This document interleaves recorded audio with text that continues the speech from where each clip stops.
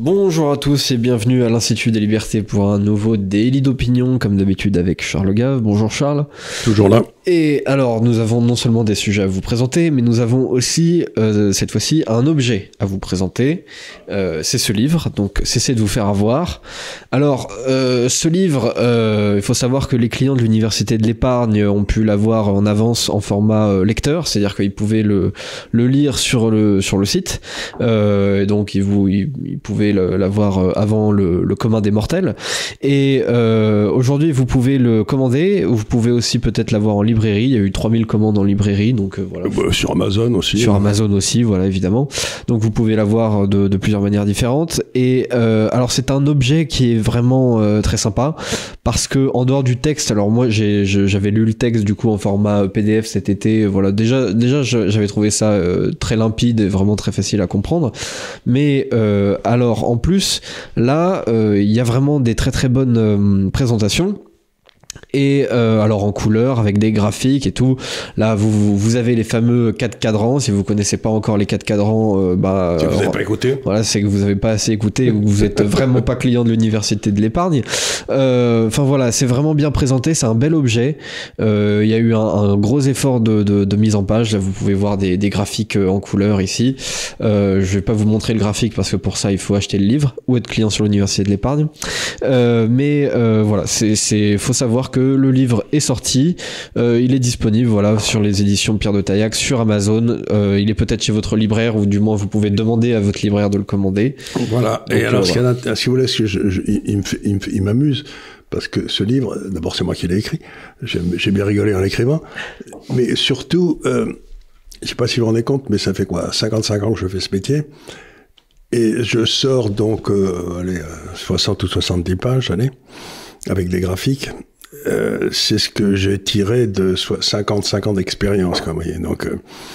Donc pour moi, c'est un objet qui est plein de modestie, parce que si après une vie de travail, tout ce que vous réussissez à produire, c'est 55 pages, mais enfin, j'espère qu'elles sont claires, et j'espère qu'elles vont vous aider, et surtout le but essentiel de ce livre, c'est que les gens ont une espèce de crainte révérencieuse de l'argent et de la gestion de l'argent. Oui. Ils se disent c'est quelque chose qui est réservé à une élite. Oui, tout à fait. Ça, vous apprenez ça dans votre famille, mais moi j'y connais rien, comment voulez-vous que je m'en sorte? Et ça, c'est pour vous expliquer que c'est des fiches de cuisine de L.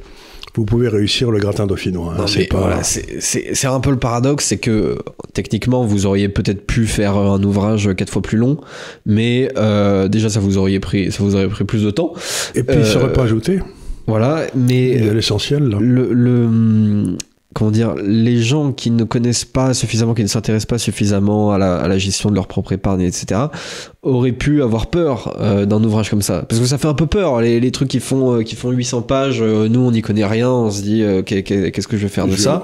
Donc il faut au moins commencer par là, et c'est vraiment des compréhensible. Fiches, comme des fiches de cuisine. Alors par exemple, je fais une fiche sur ce que c'est qu'une obligation, puis je fais une fiche sur l'or, et puis ça fait 2 pages. Donc si vous voulez simplement savoir l'or, ben vous avez 2 pages à lire, et puis en plus, quelques temps après, je décris ce qu'est l'or, et puis je fais une autre fiche sur le rôle de l'or dans le marché financier, qui fait aussi 2 pages. Donc si vous vous intéressez à l'or, vous pouvez lire 4 pages. Ouais. Ce qui est beaucoup, hein. Ça va vous prendre un mois, mais quand même, c'est pas tellement, quoi. C'est à la portée d'un lecteur moyen, quoi. C'est à la portée d'un lecteur moyen. Moi, je l'avais lu. Comment il s'appelle celui qui sait pas lire, qui était à l'Assemblée, là? Ah oui, oh là là, c'est du buffet, non, c'est de Logu. De Logu. Voilà, c'est. J'ose espérer que même Monsieur Delogu comprendrait ce que j'ai mis là-dedans. Alors ça peut être intéressant, surtout que avoir 2-3 notions quand même de finance quand on s'occupe du projet de loi de finances de cette année, ça peut être utile éventuellement. Voilà. Parce que justement, ça va être le sujet du jour, le projet de loi de finances. Alors quand on enregistre, on est le mardi 22 octobre, donc il faut aussi remettre des choses dans leur contexte, parce que même les choses vont vite. Voilà, les choses vont vite, et puis il y a plein de choses qui sont annoncées dans la commission des finances et qui derrière n'aboutissent pas.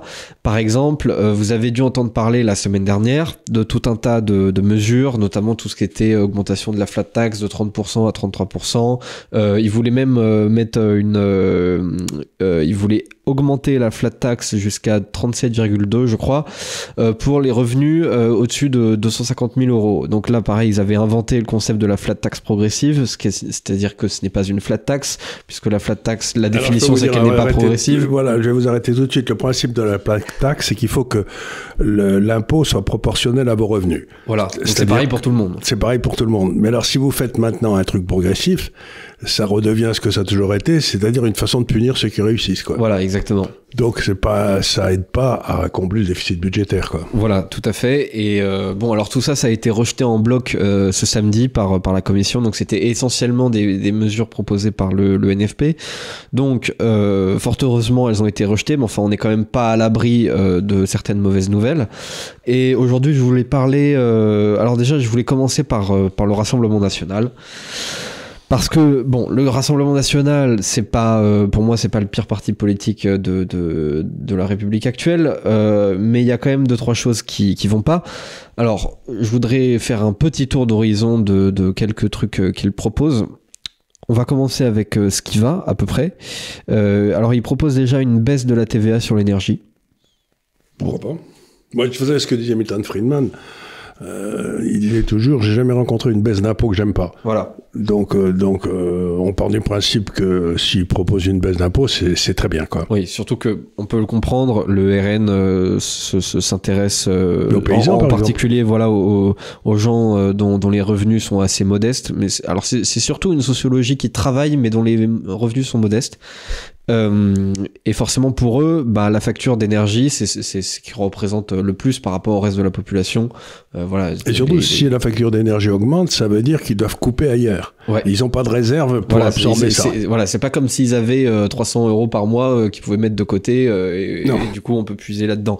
Non, c'est vraiment parfois c'est soit on va se chauffer, soit on va manger ce soir, soit on va manger ce soir, soit on va mettre de l'essence dans la voiture. Voilà, il y a plein de gens qui disent que pour aller travailler, ils ont besoin de leur voiture et que leur véhicule en fait consomme plus qu'eux en termes de c'est amusant ce que vous racontez parce que moi il y avait quelqu'un qui travaillait pour moi dans la région d'Avignon que j'aime beaucoup d'ailleurs et la région et la personne qui travaillait pour moi et elle habitait à côté de Nîmes et quand le prix à cause de Édouard Philippe le prix de l'essence était beaucoup monté, elle a été obligée de déménager. Pour se rapprocher, parce que l'augmentation de la note... C'était plus simple de faire comme ça que... Ah ouais. Donc, vous vous rendez pas compte à quel point il y a des gens qui sont pris à la gorge, quoi. Ouais. Et pour le coup, je pense que c'est un mauvais calcul, parce que la mobilité... c'est une condition de création de richesse aussi. Mais bien sûr. Dès qu'on augmente les mobilités, d'un seul coup, la création de richesse explose.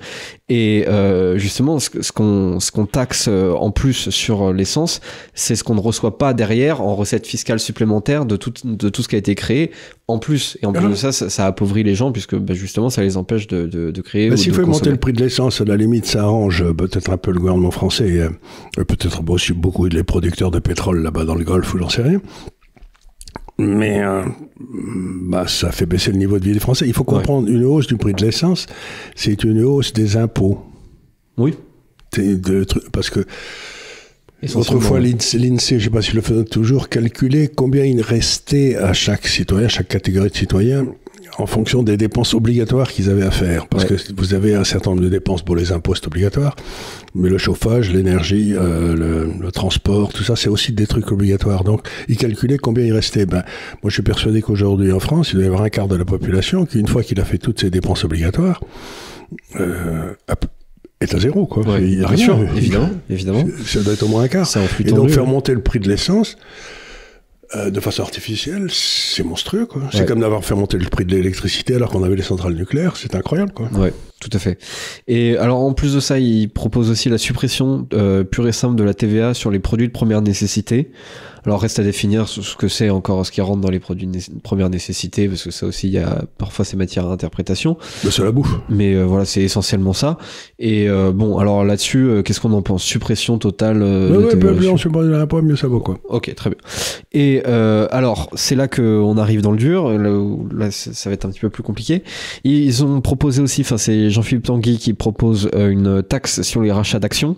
des entreprises. Complètement crétin. À hauteur de 33%, pour un gain estimé à 8,8 milliards. Alors pourquoi c'est un problème de taxer à ce point les rachats d'actions sur des entreprises? Si vous voulez, encore une fois, Jean-Philippe Tanguy, le RN ne sont pas propriétaires des actions. C'est régi par le droit de propriété qui est un droit constitutionnel. Donc il se permet de décider à la place du conseil d'administration ce que les sociétés vont faire. Ouais. C'est tout simplement du socialisme communiste, quoi. C'est pas à lui de faire ça.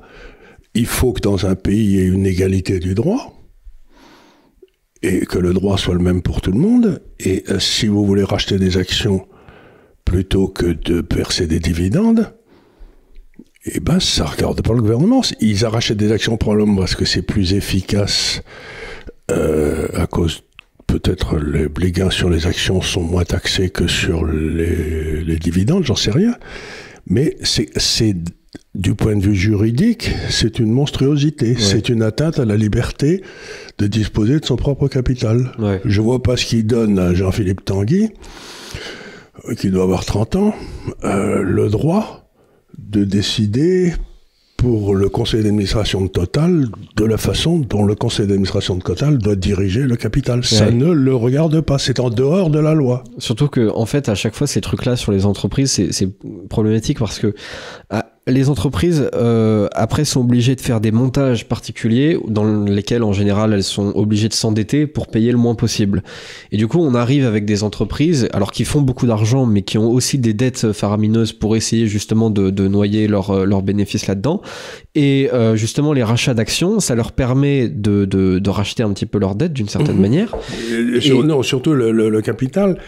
Et parce que les actions, ce que je trouvais scandaleux du point de vue capitalistique, c'est que si vous empruntez de l'argent, vous avez le droit de déduire les taux d'intérêt, les intérêts que vous avez payés de vos bénéfices. Ouais. Bon. Mais si vous payez des dividendes, vous n'avez pas le droit d'enlever les dividendes. Ouais. Donc, et pourquoi ? Puisque dans les deux cas, c'est le coût du capital. Ouais.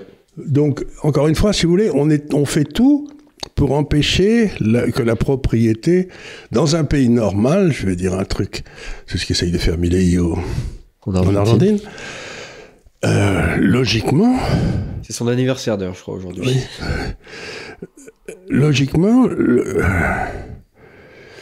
le capital ne devrait pas être taxé, et les dividendes ne devraient pas être taxés, et c'est quand ils apparaissent dans le revenu des gens qu'à ce moment-là, on le rajoute. Ouais. Et on le taxe, sinon vous le taxez 2 fois. Ouais. Oui, bah oui. Et vous taxez 0 les taux d'intérêt. Donc ça favorise la dette, ce qui rend le système beaucoup plus fragile, parce que si les taux d'intérêt montent... Donc, en fait, ça empêche les entreprises de fonctionner avec leurs fonds propres. Voilà. C'est, du coup, on les force à emprunter. Exactement, on les force d'une certaine manière à emprunter. Sinon, et c'est-à-dire que c'est complètement idiot, quoi. Ouais. Donc... et imaginez en plus, monsieur Jean-Philippe Tanguy ne connaît rien sans doute à la rentabilité marginale du capital, mais imaginez qu'il y a une société en France qui gagne beaucoup d'argent et qui se rende compte que la rentabilité marginale des investissements qu'elle va faire est faible ou négative ou nulle. Donc ce qu'elle doit faire, si elle a le moindre respect pour ses actionnaires, c'est leur rendre l'argent en leur disant c'est à vous maintenant de choisir des investissements, parce que moi je suis arrivé, imaginez que vous soyez une grande entreprise de sidérurgie en 1960, vous gagnez plein d'argent et puis vous vous rendez compte que y a des surcapacités qui arrivent partout, que vous allez en perdre, donc vous rendrez le pognon aux actionnaires et à charge pour eux de se démerder, de leur investir comme ils veulent. Tandis que monsieur Jean-Philippe Tanguy dit non, vous allez continuer à faire de l'acier. Si vous continuez pas à faire de l'acier, on va vous punir. Mais qu'est-ce qui lui permet de penser qu'il connaît rien l'acier? Il connaît rien au pétrole. C'est pas à lui d'organiser l'économie de l'acier. D'organiser l'économie de l'acier. Donc on sait très bien ce que ça va faire. Ça va mener à des désastres. Donc il raisonne comme une planche, mais voilà. C'est très... c'est quand même... Il comprend rien à l'économiste, cher garçon. Alors, c'est-à-dire qu'il y a une tare dans ce milieu politique, c'est la volonté de diriger l'économie absolument et de penser que nous, en tant qu'administrateurs ou politiques ou je ne sais quoi, on va mieux diriger l'économie que les chefs d'entreprise qui, eux, savent ce qui est bon pour leur entreprise, donc pour leurs actionnaires, pour leurs actionnaires qui ont aussi. la responsabilité vis-à-vis de leurs actionnaires, un président de société est ce qu'on appelle révocable ad nutum. C'est-à-dire que s'il fait une connerie, il peut être révoqué du jour au lendemain, il a droit à rien du tout. Ouais. Bon, mais si M. Jean-Philippe Tanguy force les gens à faire de l'acier alors que plus personne n'en a besoin, il ne sera pas révoqué ad nutum, lui. Ouais. C'est-à-dire qu'il prend des décisions sur les sociétés, mais il n'a aucune responsabilité si le désastre arrive. Ouais, tout à fait. Et donc c'est du n'importe quoi. Tout à fait. Ouais. Mais que ce garçon reprenne un peu de modestie, Ouais. qu'il revienne à son niveau. Ouais, c'est sûr, c'est un peu compliqué. C'est le genre de truc, la taxe sur le rachat d'actions, c'est le genre de truc qui coûterait, par exemple, 3 milliards d'euros à Total. Voilà. Total seul devrait payer 3 milliards d'euros dans ce genre de cas. Voilà. Mais je vais dire honnêtement, j'ai la plus grande sympathie pour les gens du Rassemblement National. J'en ai eu depuis toujours, d'ailleurs. Et je peux pas m'empêcher de dire, écoutez, si le Rassemblement National, c'est pour prendre des mesures aussi cons dans le domaine économique et puis être pour l'euro, pour l'Europe et pour l'OTAN, je vois pas à quoi sert le Front National, quoi. Ouais. Mais qui cesse de se prendre... Je veux dire, j'ai pas besoin d'un Rassemblement National qui... La seule différence avec le LFI, c'est l'immigration, quoi. Ça me paraît pas particulièrement intelligent. En fait, c'est d'une stupidité totale. Le programme économique du Rassemblement National, ça touche à l'enfantillage. Ouais, oui, ils sont pas à la hauteur de... Ils sont pas à la hauteur. Du truc, effectivement.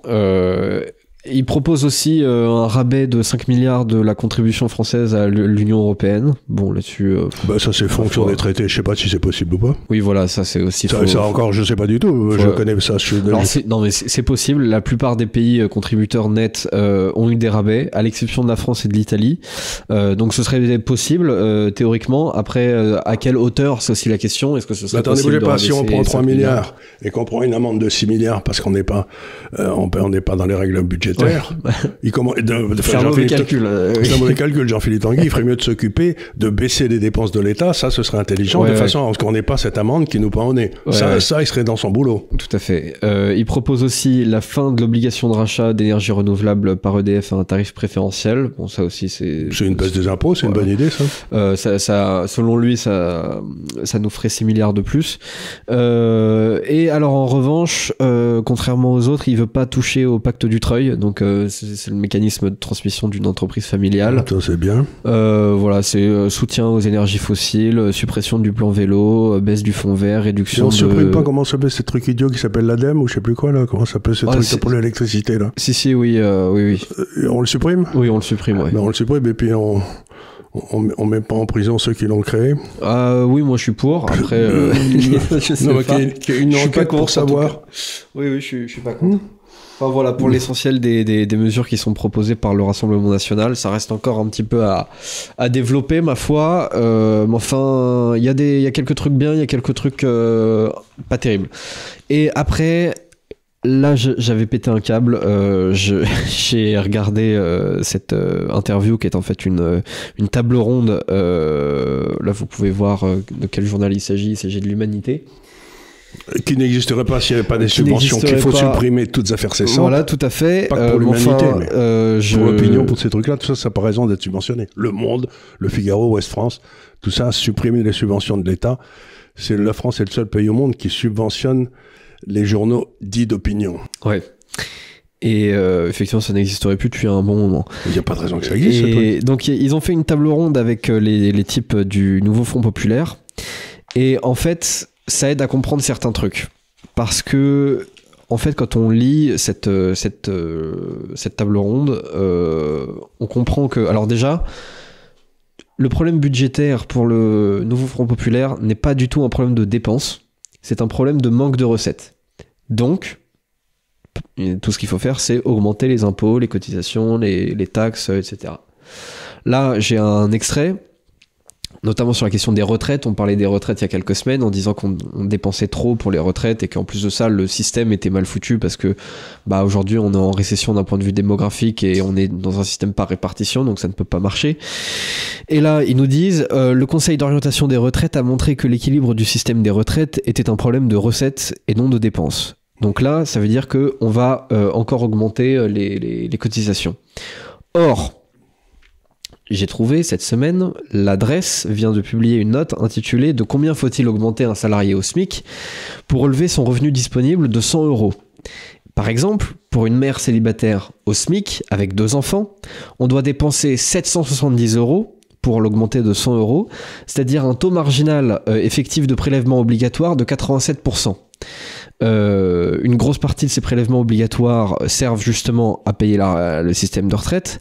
Donc si on commence à augmenter encore ça, en fait, je ne vois pas comment ça peut fonctionner. Déjà, c'est beaucoup trop, mais alors si on augmente encore plus, faut juste laisser tomber, quoi.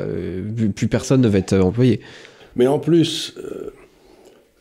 Bon, c'est un problème de recettes, mais j'entends bien, le déficit est un problème d'insuffisance de recettes, mais les dépenses de l'État sont aujourd'hui à 60% du PIB ou quelque chose comme ça, d'après les calculs de l'OCDE, et on est à 10 points de plus que la quasi-totalité des autres pays, et un pays comme la Suisse doit être à peu près à 30%. Donc la vraie question qu'il faut se poser, c'est... plutôt que d'essayer de monter, parce que c'est 750 €, 770 €, il faudra que quelqu'un les paye. Il faudrait peut-être essayer de diminuer les dépenses ailleurs dans l'État qui servent à rien. Les hautes autorités, les grands conseils, en fait, le Conseil économique social, tout ce qui commence par conseil, il faut le supprimer. Oui, par exemple. Voilà, je crois qu'il faut même pas se poser la question. Par exemple, il y a autre chose, c'est que les dépenses pour accompagner les EQTF, je crois que c'est 40 millions par an qui sont budgétés pour les raccompagner, si vous voulez. Et les subventions qu'on donne aux gars qui font venir les gars, vous savez, SOS Méditerranée, c'est 900 millions. Ouais. Donc on pourrait commencer par supprimer ces 900 millions, ce serait, ça aiderait un petit peu. Donc oui, il y a toute une série d'imbécilités comme ça, qui sont, ce que dit Charles Pratt, c'est qu'il y a 73 millions de cartes vitales et 68 millions de Français, ou je sais plus quoi, quelque chose comme ça. Donc vous avez probablement 5 millions de cartes vitales qui se baladent là, en plus de l'assistance médicale généralisée, je sais plus comment ça s'appelle, universelle là. Ah oui, l'AME, oui. L'AME dont le budget a encore été augmenté de 10%. De 10%. Donc il y a tout un truc comme ça qui pourrait être supprimé. Et ça ferait on pourrait donner plus en retraite, parce que je crois que, d'après les calculs qu'avait fait l'IFRAP, qui sont des gens sérieux, à l'inverse de l'humanité, là, l'IFRAP qui suit ça depuis des années, il disait que la moitié de l'accroissement du déficit depuis 5 ou 6 ans, c'était la contribution que l'État fait aux retraites. Oui. La moitié. Donc... Et on sait que ça va encore exploser dans les 2 ou 3 ans qui viennent. Bien sûr. D'autant qu'il propose, déjà que c'est insuffisant dans l'état actuel, mais il propose en plus de ça de mettre la retraite à 60 ans, donc ce serait encore aggravé. Oui. Donc, d'abord, encore une fois, je reviens à quelque chose. Moi, j'ai 80 à balai. Je vois pas pourquoi on me forcerait à prendre la retraite. La retraite, c'est fait par des imbéciles comme ceux-là, pour empêcher les gens compétents de continuer à travailler, quoi. Donc, foutez bien la paix aux gens et laissez-leur la liberté de prendre la retraite à l'âge où ils le veulent. D'autant que ce qu'on leur dit, c'est t'inquiète pas, enfin, tu vas être pauvre pendant toute ta carrière à cause justement du montant astronomique de toutes les cotisations, mais une fois que tu auras 65 ans, t'inquiète, tu auras ta retraite comme il faut, quoi. C'est un pays que j'aime bien, c'est le Japon, parce qu'ils pensent pas comme tout le monde, ils sont différents. Alors, dans les grandes entreprises japonaises, il y a un système que je trouve assez rigolo. Je sais pas si ça pourrait marcher en France. Tout le monde bosse, et puis il y a des gens qui travaillent là, qui sont particulièrement compétents. Et là, quand ils arrivent vers 50, 55 ans, quand ils se rapprochent de leur retraite, on les convoque devant le conseil d'administration, je sais pas quoi, et on leur dit, vous êtes un employé tout à fait exceptionnel, et donc on va vous faire un cadeau remarquable, vous n'avez pas besoin de prendre votre retraite, vous retravaillerez toujours pour nous, parce que vous êtes quand même très très bien, on veut surtout pas vous perdre. Et c'est un signe d'honneur au Japon, tout à fait remarquable, les gens sont tout à fait contents. Vous savez ce que disent les Anglais, les dames anglaises, vous savez que j'ai vécu 25 ans en Angleterre, les dames anglaises de la retraite, c'est pas un truc gagnant, parce qu'on a de plus en plus de maris et de moins en moins d'argent, quoi. Donc, ça se passe pas au Japon, quoi. Vous voyez, donc, mais foutez bien la paix aux gens, laissez-les prendre leur retraite. Vous pouvez pas prendre votre retraite avant 60 ans ou 65 ans, j'en sais rien, mais si vous avez continué envie de bosser...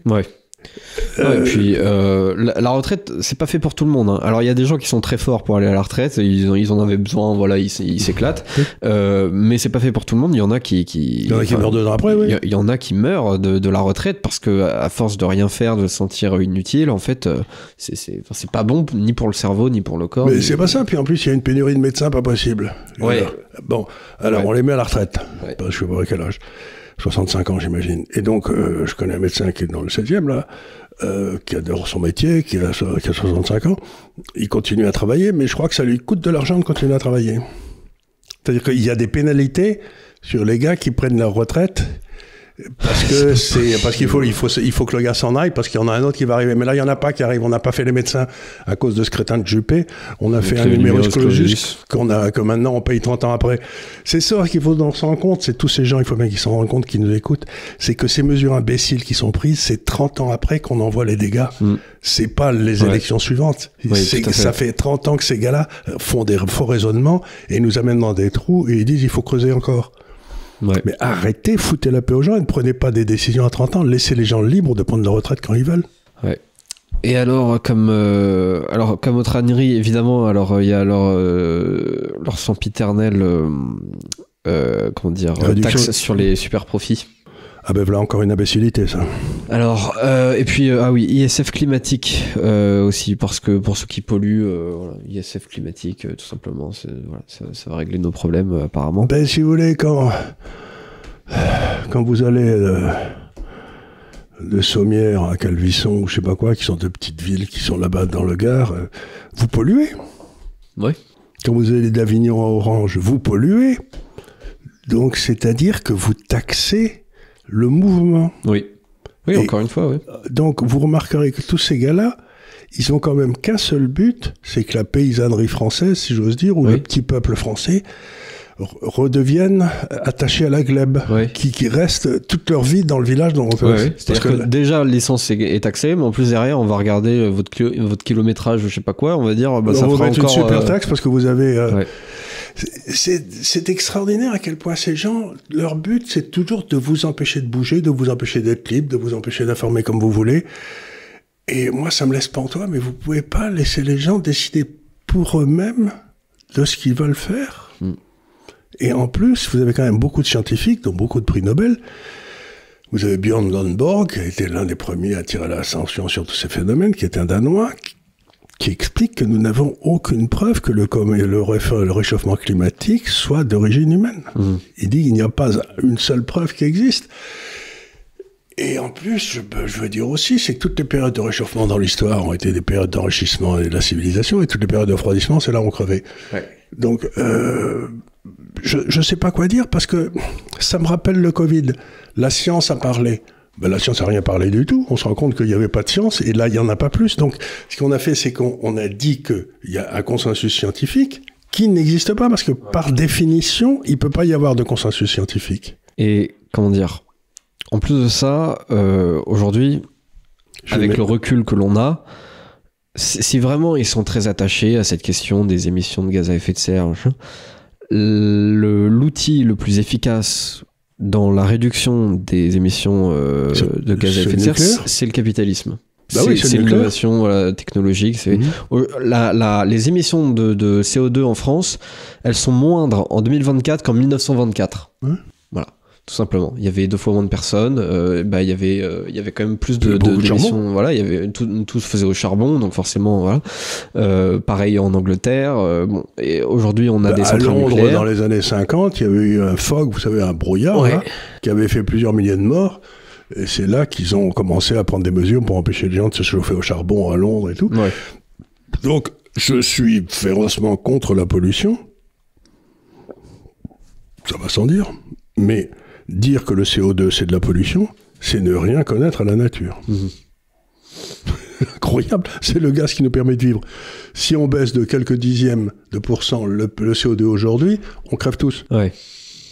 Oui, il y a une fine marge. On est presque au niveau le plus bas pour que la vie puisse survivre. Alors arrêtez les bêtises, les mecs. Bon, je vais polluer encore un petit peu plus alors.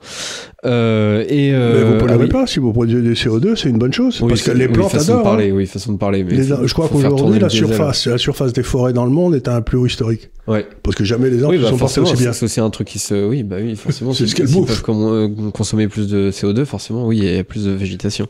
Et puis aujourd'hui, l'homme aussi, sur la planète, de manière générale, organise la végétation de manière assez efficace. Donc, bon.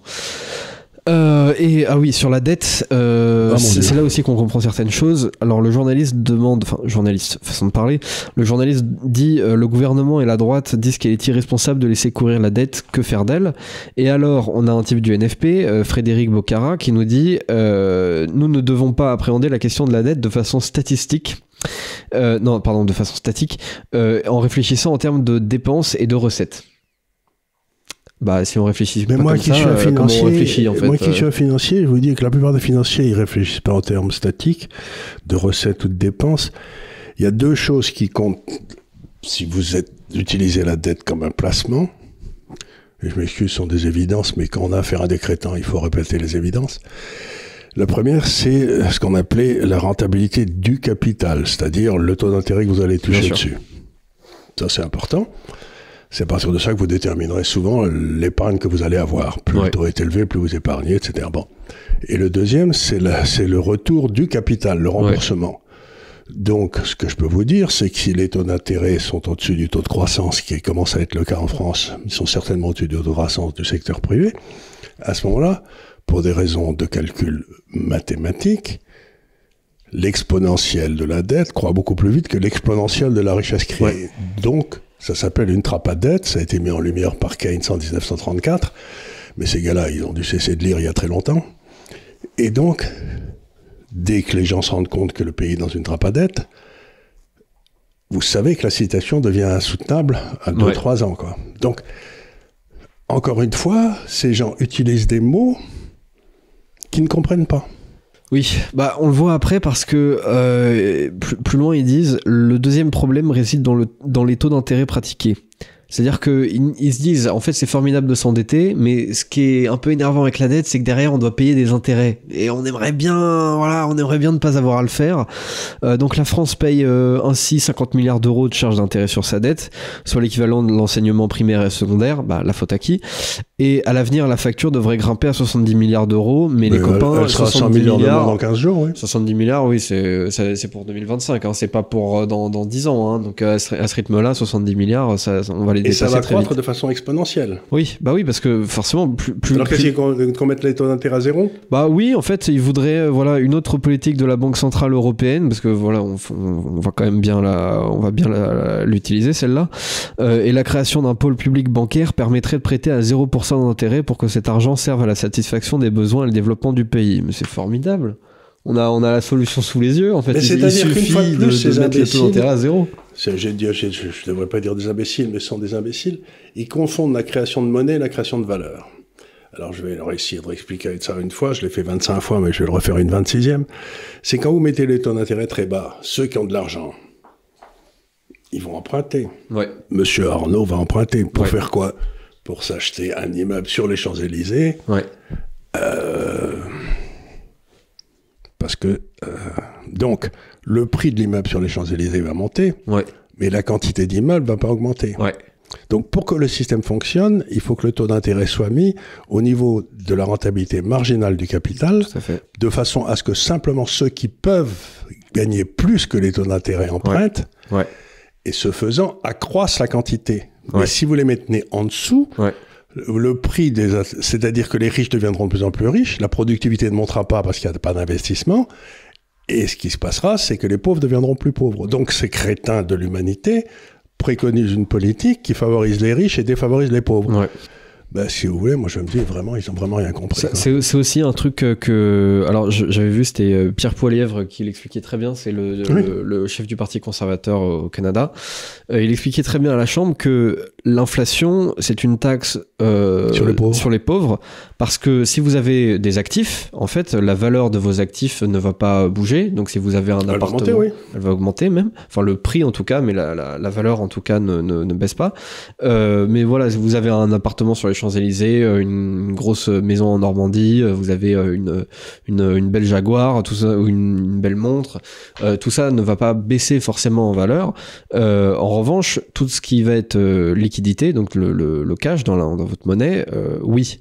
Et le problème, c'est que les pauvres, ceux qui ne détiennent rien en termes d'actifs, c'est ceux qui n'ont que la monnaie.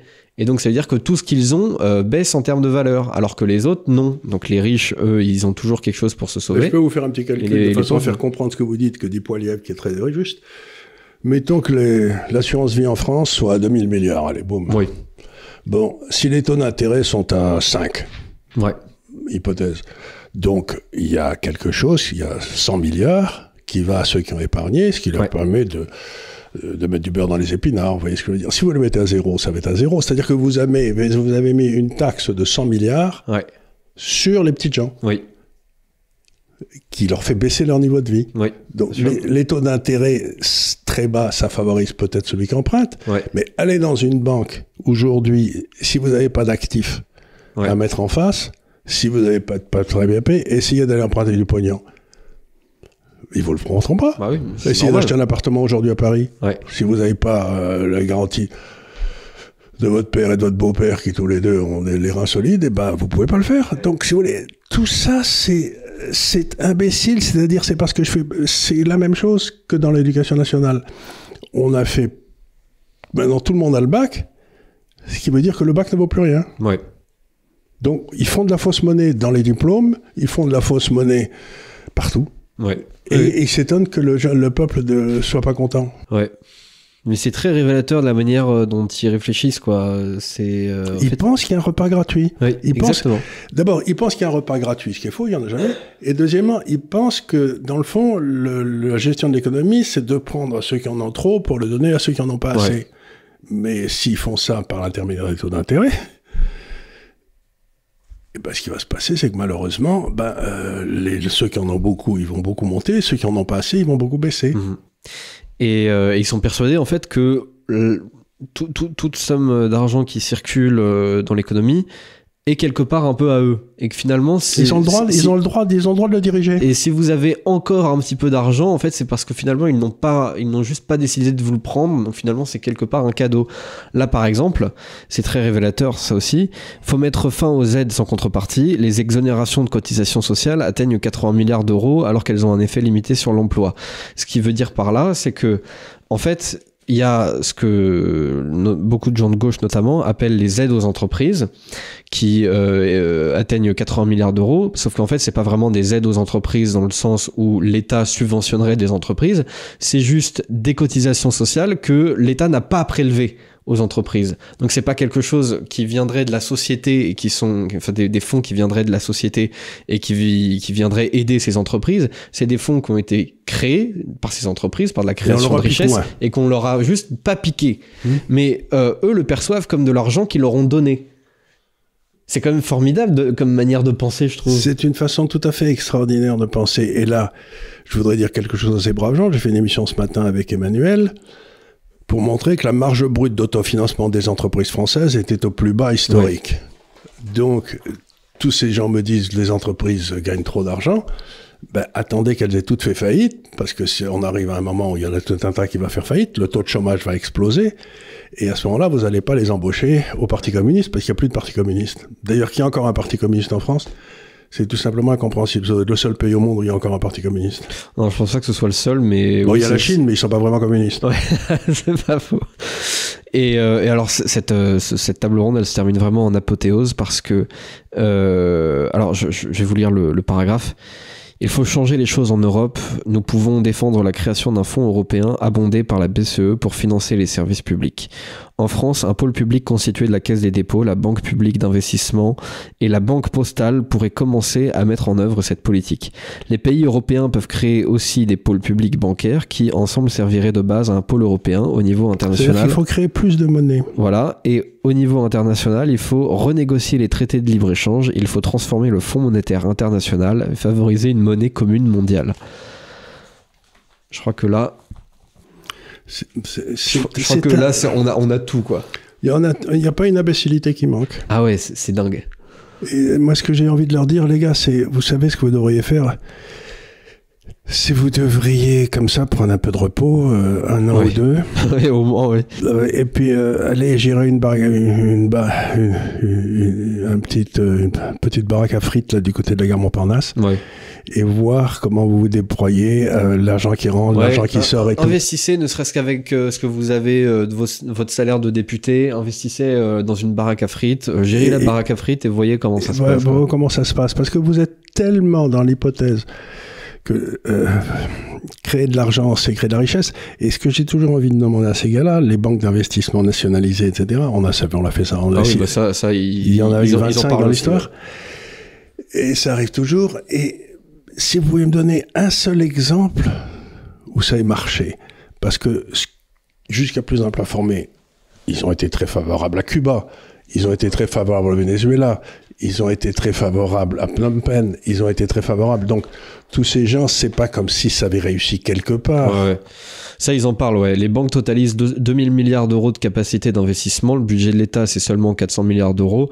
Il faut prendre le pouvoir sur les banques. Voilà, c'est formidable. Il y a de l'argent qui circule encore. Donc, pourquoi c'est pas à l'État, je comprends pas. Il est pas eux. Non, mais non, il est pas. Il y a un droit de propriété, et puis les banques ont des actionnaires, et pour en prendre le contrôle en bonne logique économique, il faudrait pas qu'ils les réquisitionnent, ils n'en ont pas le droit, mais qu'ils les achètent. Ouais. Et je voudrais dire un truc à ces génies qui nous gouvernent, c'est que l'indice des banques à Paris, 100 au moment où l'euro a été créé, mettons qu'ils étaient à 100. Vous savez quel est l'indice des banques aujourd'hui en France? Il est à 30. Donc, ah oui, d'accord. Donc, ça fait 25 ans qu'à cause de l'euro, les banques perdent tout ce qu'elles veulent et elles sont sauvées par des fausses subventions de la Banque centrale, etc. Donc, si c'était tellement rentable, les banques, elles seraient à 450. Par contre, il y a un pays où elles sont à 450, c'est la Suède. Pendant que nos banques passaient de 100 à 30, les banques suédoises passaient de 100 à 450. Et pourquoi? Parce qu'ils ne sont pas dans l'euro. Oui. Parce qu'ils ont des vrais prix en Suède. Donc, je me dis, mais les gars, par exemple, vous prenez la Suède. Ils ont eu le Covid. Comme nous. Bien sûr. Eh bien, pendant le Covid, leur déficit budgétaire s'est réduit. Parce qu'ils ont dit, on ferme rien, c'est une grosse grippe. Et parce que d'après la constitution suédoise, le seul qui avait le droit de prendre une décision, c'était le Raoult local. C'était Panoramix. C'était Panoramix qui a pris la décision, et Panoramix qui a dit, surtout, il y a un truc qu'il ne faut pas faire, c'est vacciner pendant une épidémie. Parce que c'est une imbécilité totale, disait-il. Vacciner dans une épidémie, c'est propager l'épidémie. Et donc, ils ont maintenant toujours des comptes courants excédentaires, ils ont un déficit budgétaire, et ils vont baisser les impôts en Suède parce que les rentrées sont trop fortes. Ah oui, ils ont beaucoup de problèmes là-bas. Ils devraient embaucher quelques-uns de ces gars-là, ça réglerait leurs problèmes. Ouais, bien sûr. Non, en fait, ils n'ont pas écouté le NFP, enfin, ça fonctionne pas leur société là. Leur société, ça marche pas du tout. Je comprends pas. D'accord. Ils ont des fonds de retraite qui sont tout à fait suffisants. Oh, ça va pas du tout ça. Non, ils sont privés des conseils. À mon avis, au niveau supérieur, il faut qu'ils embauchent quelques inspecteurs des finances, et au niveau inférieur, il faut qu'ils embauchent ces gars-là, parce que là, en 3 ans, ils se retrouvent en faillite. Ouais. Ah, oui. Mais ce qui est d'étonnant, si vous voulez, c'est que moi, vous savez, j'ai des amis qui étaient médecins et tout, qui me disent que le pire dans les dîners en ville, les médecins, c'est quand ils ont des gens qui leur expliquent comment il faut soigner les malades, quoi. Vous voyez, ils ont passé 10 ans à les étudier, et puis vous avez toujours des gens qui vous disent non, vous devez prendre de la poudre de perlimpinpin, ça, vous allez voir, ça va marcher très bien. Et moi qui ai passé ma vie à étudier l'économie, vous avez toujours 3 corneaux qui ont le certificat d'études, qui n'ont jamais fait d'études, qui n'ont jamais rien géré, qui sont bons à rien, qui ont toujours été fonctionnaires et qui viennent m'expliquer ce qu'il faut faire. Ouais. Et ça a été essayé 25 fois et ça n'a jamais marché. Et ça continue. C'est ça qui est extraordinaire, c'est à quel moment quelqu'un de normalement intelligent regarde ce qu'il dit et dit « Est-ce que ça a été essayé ? Je vais aller vérifier. » Et ça a été essayé partout et ça n'a jamais marché. Ouais. Donc, il y a peut-être un moment où il devrait faire un pas de recul et se dire, vous savez quoi? Moi, par exemple, quand je suis dans un dîner en ville, je parle assez peu d'opéra. Parce que j'y connais rien. Ouais, j'y connais rien. J'aime bien l'opéra, mais j'y connais rien. Donc, j'ai rien à dire, donc je ferme ma gueule. Mais qu'est-ce qui donne le droit à ces gens-là de parler d'économie? Je veux dire, mais intellectuellement, ils sont pas honte. Oui, je sais. Ils ont pas honte, ils ont pas peur de se couvrir de ridicule. Non, mais non, pas du tout. Non, très franchement, je sais pas. Je sais pas ce qui se passe vraiment dans leur tête. J'ai du mal à l'expliquer en termes rationnels, quoi, parce que pour moi, c'est pas un comportement rationnel. Et en plus, ça passe toujours par, on leur donne le pouvoir à eux, oui. Et ils vont organiser le système à la satisfaction générale. Oui. Mais ça se termine toujours avec quand on donne le pouvoir à eux, avec des camps de concentration, des miradors. Mmh. Ça s'est passé en Russie, ça s'est passé partout. Au Cambodge, ils en ont tué la moitié, avec des millions de morts. Donc, je sais pas, un peu de modestie, ça serait... Ouais, c'est peut-être le minimum, oui, effectivement. Surtout, fermez votre gueule si vous n'y comprenez rien, quoi. Et encore sur la question des dépenses publiques, alors cette semaine, il y a quelqu'un sur Twitter, c'est une histoire que beaucoup de gens connaissent, un truc très récurrent qu'il y a dans toutes les administrations, dans tous les trucs publics, dans l'éducation nationale, dans les hôpitaux, dans plein de trucs. Ce gars, il a partagé une page d'un catalogue.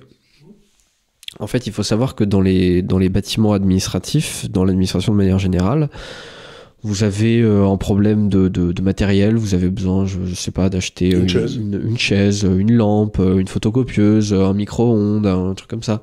Eh bien, vous ne pouvez pas juste aller chez Darty ou chez Castorama ou chez Boulanger. Faut que ce soit dans le budget. Ou à la Foire Fouille ou je sais pas quoi. Il faut aller dans le catalogue officiel. Et mon Dieu, le catalogue officiel, en fait, c'est une entreprise quasiment monopolistique qui va vous proposer en fait très peu de produits par rapport à ce que vous pouvez trouver, par exemple, je sais pas, sur Amazon ou sur. À 2 fois le prix, j'espère. Et non mais attendez, à 2 fois le prix, non mais on n'est pas non à 20 fois le prix plutôt. Là, par exemple, le gars montrait une petite lampe de bureau, donc voilà, je sais pas cette taille-là, un truc on ne peut plus simple, le genre de truc qui se trouve à 10-15 euros chez Castorama, et avec son ampoule E27 bien sûr, qui est comme c'est un objet extrêmement rare et extrêmement compliqué, était à 48,60 € et la lampe elle était à 80 €. Donc l'ampoule était à 48 ? L'ampoule était à 48. Sachant que moi, enfin je sais pas, on me laisse une demi-heure à peu près pour trouver des ampoules E27 à 48,60 €, j'en trouve au moins 40. Attendez, moi je sais pas, moi si c'est ça, je vais les acheter à 5 et je les revends à ce truc-là à 48. Ah bah oui, bien sûr. Non mais c'est bon, on a un ça. business qui marche, hein. C'est pas de problème. Hein. C'est allô l'administration, est-ce que je peux être dans le catalogue Est-ce que je peux vous fournir des impôts à 48 parce que moi je vais les acheter. Ça me rappelle, vous savez, à Saint-Tropez, ça peut toujours rigoler.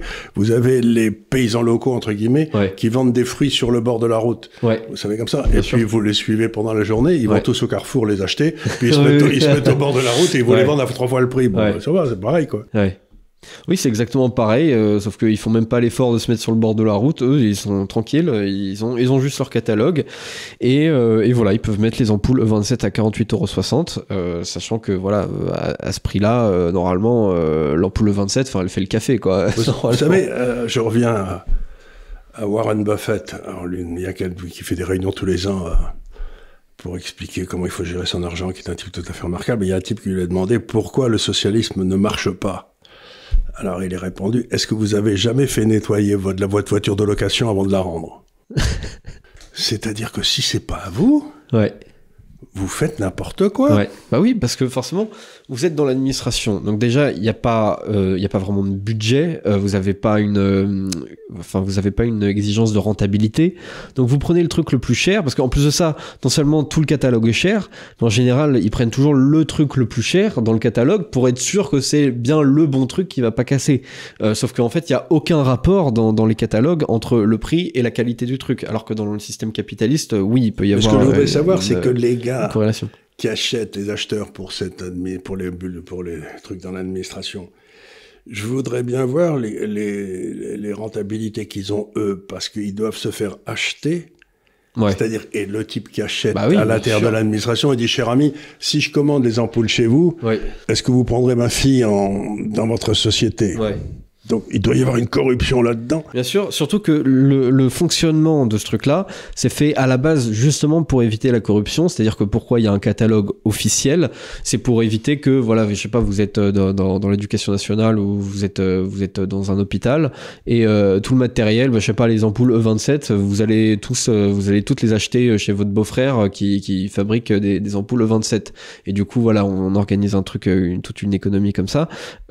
Pour éviter ce genre de truc, on a les catalogues officiels, sauf que évidemment les catalogues officiels ne sont pas non plus exempts de toute notion de... Vous pensez, il doit y avoir une corruption là-dedans. Aux États-Unis, ils ont trouvé, par exemple, en faisant ce genre de remarques là, etc., que vous savez, les sièges de cabinet que vous relevez comme ça, les machins, vous avez...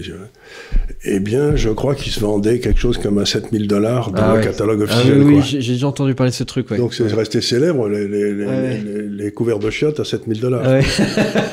Il y avait quelqu'un qui devait gagner quelques dollars sur le coup. J'espère qu'il y avait au moins un peu d'or dessus, parce que, je sais pas, un petit motif, quelque chose, parce que franchement, oui, c'est à 5 000. Donc, tout ça, c'est des bêtises qui partent du fait que ces gens-là pensent qu'il n'y a que 3 produits à vendre, ou 4, ou 5, ou 10, ou j'en sais rien. Mais ils ne se rendent pas compte, dans le monde, il y a des dizaines de millions de produits. Ouais. Et qu'il n'y a pas un type qui peut comprendre l'ensemble du marché. Donc c'est simplement en faisant des erreurs à droite à gauche. Et ça me rappelle la fameuse histoire de Madame Khrouchtchev, quand Khrouchtchev était le secrétaire général du parti, qui était venu en France. Khrouchtchev était venu voir De Gaulle, je crois. Et on avait dit, on va organiser une visite. Elle avait dit, oui, j'aimerais bien aller aux Galeries Lafayette. Donc on l'a emmenée aux Galeries Lafayette. Elle a été aux Galeries Lafayette, elle est très contente. Et le lendemain, on lui a demandé, ce que vous voulez faire aujourd'hui? Elle a dit, je veux retourner aux Galeries Lafayette. Parce qu'elle était persuadée qu'on avait organisé un scénario où il y avait plein de gens qui faisaient semblant d'acheter, mais en fait, il n'y avait rien. Elle n'avait pas donc ces gens-là, ils organisent automatiquement une société de pénurie. Et dans leur tête, ils peuvent pas avancer une seconde qu'il y a une autre possibilité. Ouais. Donc, ce que vous disent ces gars-là, c'est qu'ils sont, eux, leur but, c'est d'organiser une société où ce seront eux qui donneront les tickets de rationnement. Ouais. Parce qu'à ce moment-là, ce sera les plus importants du monde. Ouais. Si vous avez le ticket de rationnement, vous avez l'intention de tout ce qui compte dans la vie, quoi. Et là, forcément, en plus de ça, voilà, ils se disent, de toute façon, c'est avec l'argent de l'État, donc on s'en fiche, c'est gratuit, c'est Nicolas qui paye. Donc, bon... Et qui est Nicolas? C'est Sarkozy?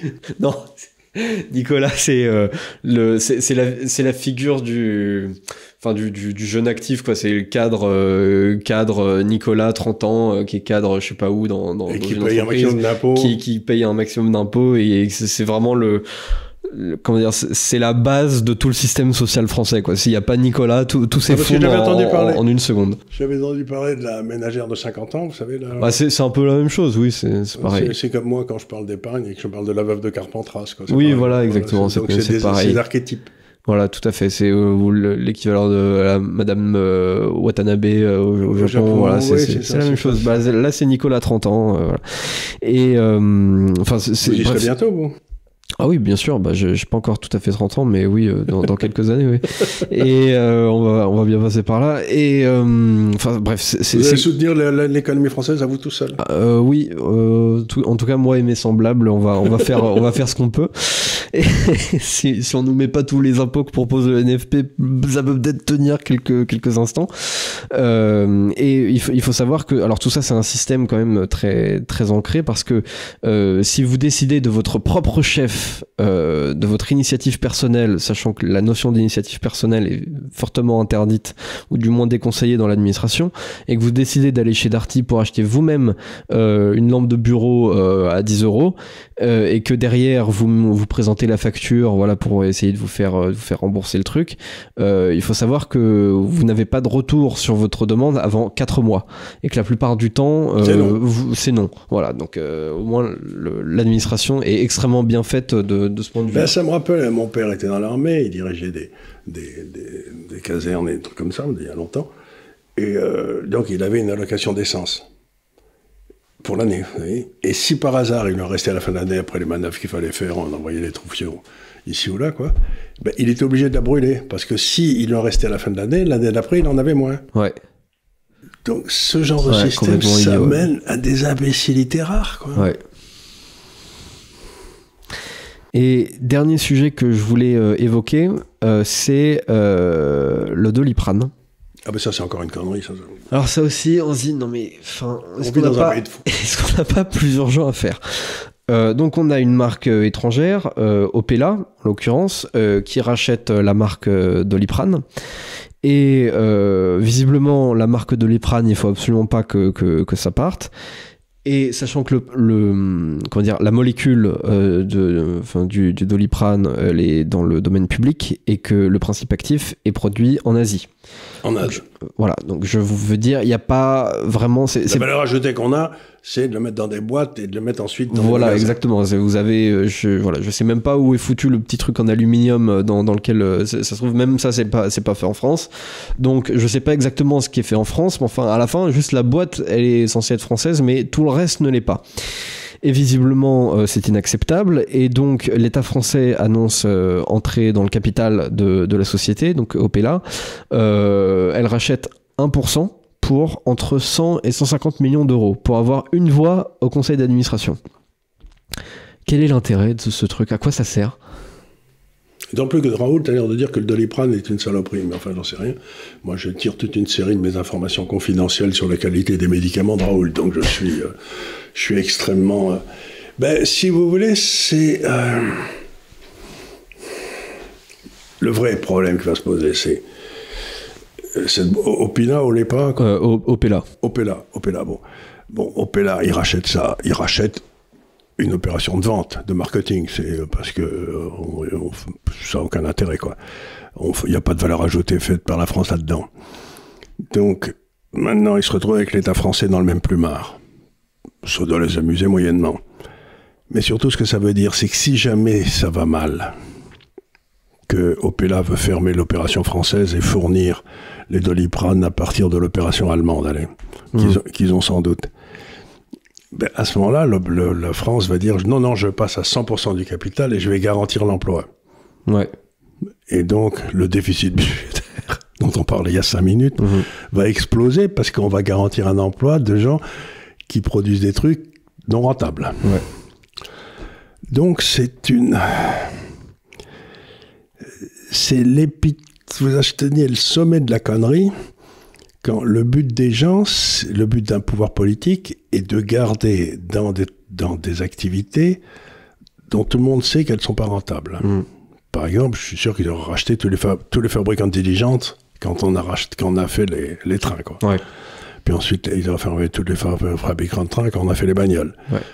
Donc, c'est bête, mais surtout, ça ne prend pas en compte le côté révolutionnaire du capitalisme qui est de la création destructrice. Alors là, il y a quelque chose qui me fascine en ce moment, c'est que Musk vient de sortir un téléphone qui est, paraît-il, beaucoup mieux que le Apple et qui va vendre à $100. C'est-à-dire un dixième du prix d'Apple. Il est très fort là-dessus pour faire l'équivalent de ce que font les autres, mais pour un prix vraiment très inférieur. Il l'a fait pour les fusées, il l'a fait pour des tas de trucs. Donc, ça va être intéressant de voir la bagarre entre Musk et Apple. Mais comme la différence de prix est de 10 pour 1 en faveur de Musk, et que peut-être d'ici Musk, vous pouvez recharger votre téléphone avec une petite batterie, un petit écran que vous mettez sous le soleil et qui fait de l'électricité pour charger le téléphone. C'est marrant, il y a des gadgets comme ça.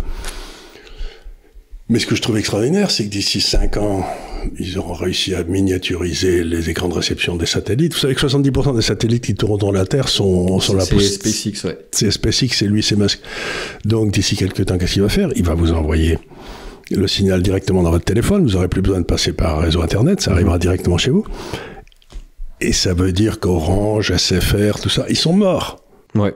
Donc, je sais aujourd'hui, j'avais dit ça il y a 30 ans, en disant, à partir du moment où l'Internet a commencé, j'ai dit, vous savez que la Poste est morte, la Poste avec donc tous les gens qui travaillent, les facteurs et tout, ils sont foutus, donc on ferait bien commencer à s'en occuper tout de suite à l'Europe.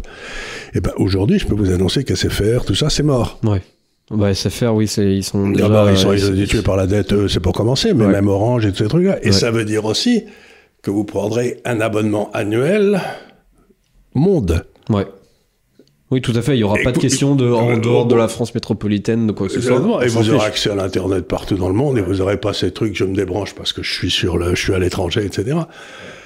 Donc, encore une fois, ça va être une baisse des prix phénoménale dans tous les domaines de la communication. Donc, à la place de s'emmerder avec Doliprane, le gouvernement français ferait peut-être bien d'essayer de savoir quel genre d'entreprise devrait...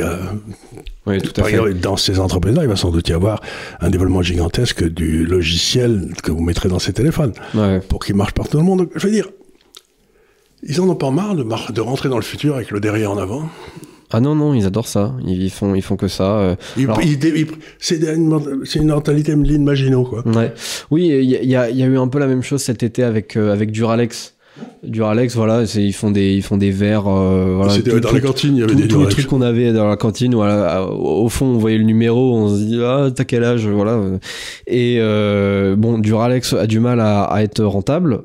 Bon, c'est pas très grave, hein. Ma foi, ils font des verres, c'est pas non plus, ils font pas des avions de chasse, hein. Enfin, je comprends pas vraiment où est le problème. Ben, ils pourraient faire des verres de façon rentable si le coût de l'usine n'était pas 2 fois plus important qu'il est en Allemagne où ils font des produits similaires. Évidemment. Mais donc le problème, c'est pas Duralex, c'est les transferts sociaux qui se passent par l'intérieur de l'entreprise. Ils se posent pas la question comme ça. Enfin, les politiques se posent pas la question comme ça. Les politiques se posent la question de combien il faut mettre pour sauver Duralex et donc sauver ses emplois.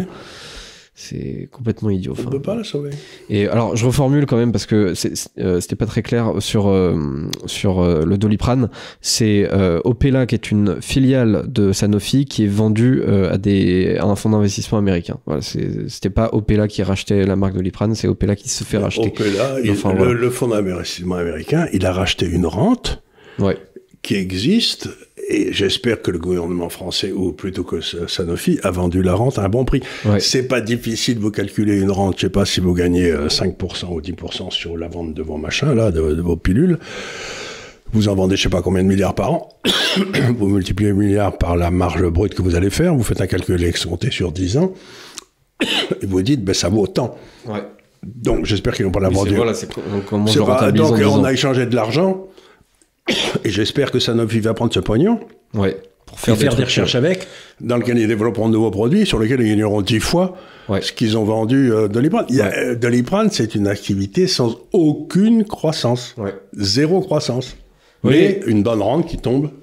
Pareil, il y a un laboratoire, alors je crois il me semble que c'est aux Pays-Bas, et là, j'avais le nom ce matin, mais là, le nom me vient plus en tête, mais il y a un laboratoire aux Pays-Bas qui a sorti un médicament il y a pas très longtemps, et qui, en fait, c'est des sortes de gélules qui aident fortement à maigrir. Ah ben ça, c'est au Danemark. Au Danemark, alors. Au Danemark, c'est pas aux Pays-Bas, c'est au Danemark. Alors, ils n'ont pas autorisation de le vendre au Danemark, mais ça se vend aux États-Unis comme des petits pains. Ouais.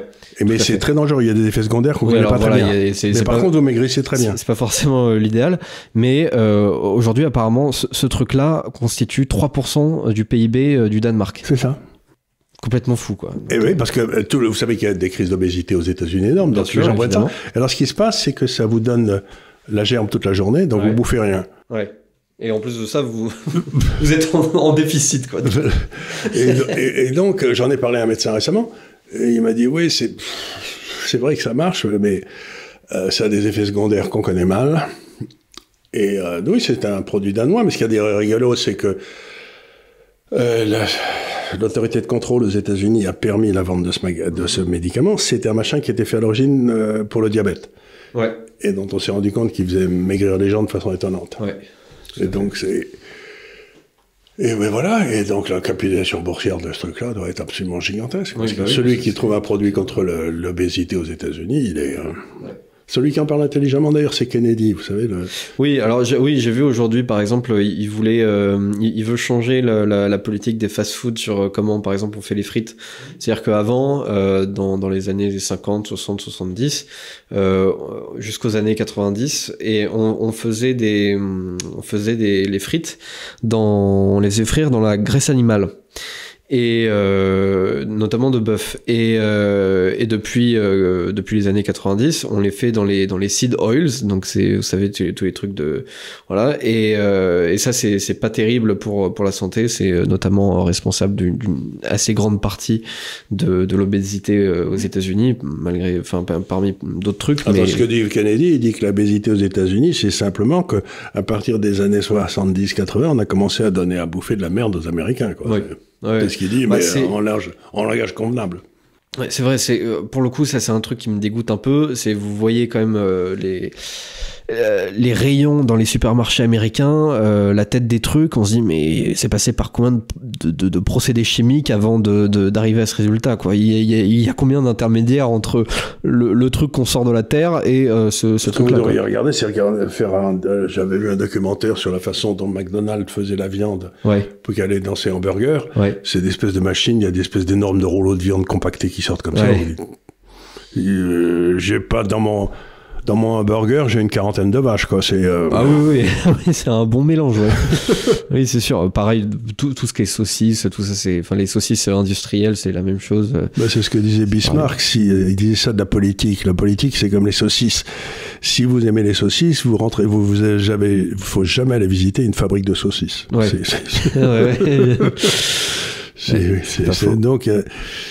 Donc, ça aussi, c'est un des problèmes que nous avons dans le domaine politique, c'est que tous nos systèmes de contrôle de la pharmacie, tous nos systèmes de contrôle de la bouffe ont été capturés par les sociétés de pharmacie et les sociétés de bouffe. C'est-à-dire que les gars qui sont chargés ensuite, on les fait sortir de là, on les met au conseil d'administration d'une filiale, présidente aussi. Donc, le vrai problème, c'est qu'aujourd'hui, les trucs qui étaient censés nous empêcher d'être empoisonnés, c'est dans les mains des empoisonneurs.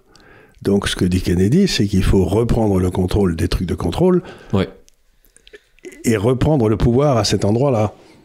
Et c'est ce qu'on appelle le complexe militaro-industriel. Et il n'y a pas que dans l'industrie militaire, ils sont aussi dans toutes les industries. Donc, le vrai problème de la démocratie, c'est maintenant comment on se protège contre ces immenses sociétés oligopolistiques qui ont pris le contrôle des outils de contrôle de toutes nos démocraties, quoi.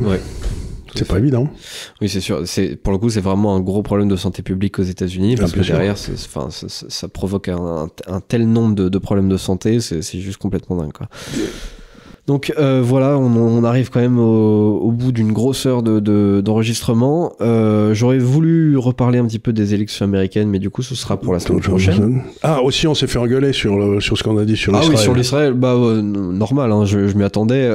Moi, je m'attendais au pire, mais j'ai pas été déçu, quoi. Oui, c'est sûr, c'est pas le sujet le plus consensuel. Consensuel, oui, c'est clair. Alors, bon, voilà, je m'attendais à ce genre de réaction, bon, ma foi. Et puis, comme je dis toujours, il n'y a pas de plus grand plaisir dans la vie que d'être insulté par un crétin, quoi. Oui. Et puis, de toute façon, moi, j'ai envie de dire, à chaque fois, on donne notre avis, on n'oblige personne à être d'accord avec nous. Bon, vous n'êtes pas obligé de nous regarder. Vous n'êtes pas obligé de nous regarder. Vous pouvez arrêter à 25 minutes 30 aussi, si vous avez envie, voilà. Ma foi, c'est assez libre. Je suis pas forcément... On vous donne les arguments qui nous amènent à la conclusion à laquelle on arrive, c'est-à-dire on vous dit pas, on n'utilise jamais l'argument d'autorité. On n'utilise jamais « vous me croyez parce que je suis le plus malin ». Non, on dit simplement « voilà ce qui nous amène à penser ce qu'on pense et maintenant vous en pensez ce que vous voulez ». Mais c'est pas la peine de nous insulter. Tout à fait. Donc, voilà pour cette émission, tout simplement. Je vous remercie bien sûr pour votre attention pour ce délit d'opinion. Je vous invite, comme d'habitude, à vous abonner à la chaîne si ce n'est pas déjà fait. Oui, d'ailleurs, ça ralentit. Ça ralentit un peu. On a du mal à arriver à 400 000. Là. Il faut faire un effort. Là, ça patine, donc faites un petit effort quand même pour la communauté. Serrez la ceinture. Après tout, c'est la crise. Et puis, achetez le livre. N'oubliez pas d'acheter le livre aussi parce qu'il n'y en aura pas assez pour tout le monde. Hein. Oui, et puis parce qu'en plus de ça, c'est pas juste un achat, c'est une forme d'investissement aussi, en quelque sorte. Et puis c'est un objet, je pense que vous serez content de le posséder même dans 20 ans. Voilà, je pense que ce sera toujours pertinent. Et puis voilà, moi je trouve que c'est un très bel objet. Dans des périodes difficiles, il n'y aura pas assez de papier, il y aura plus de livres. Voilà, on va vivre dans une période de développement de l'intelligence remarquable. D'ici 10 ans, pour refaire ça, il faudra mettre 30 balles. Hein, oui, c'est ça. Et puis il n'y aura pas assez de papier, puis il y aura...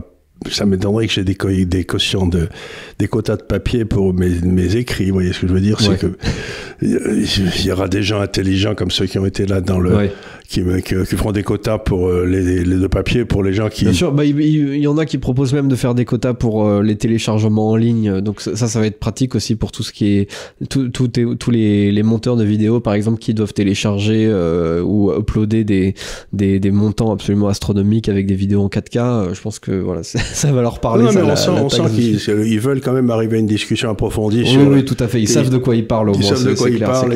Ils veulent créer une concurrence, nous sortir à la vérité, quoi. Bien sûr. Mais ils l'ont la vérité. Ils n'ont pas besoin de concurrence. Enfin, il faudrait que je comprenne quelque chose un jour quand même. Enfin voilà, pour cette émission, je vous dis encore une fois un grand merci. Et puis à la semaine prochaine pour un nouveau délit d'opinion. Merci beaucoup.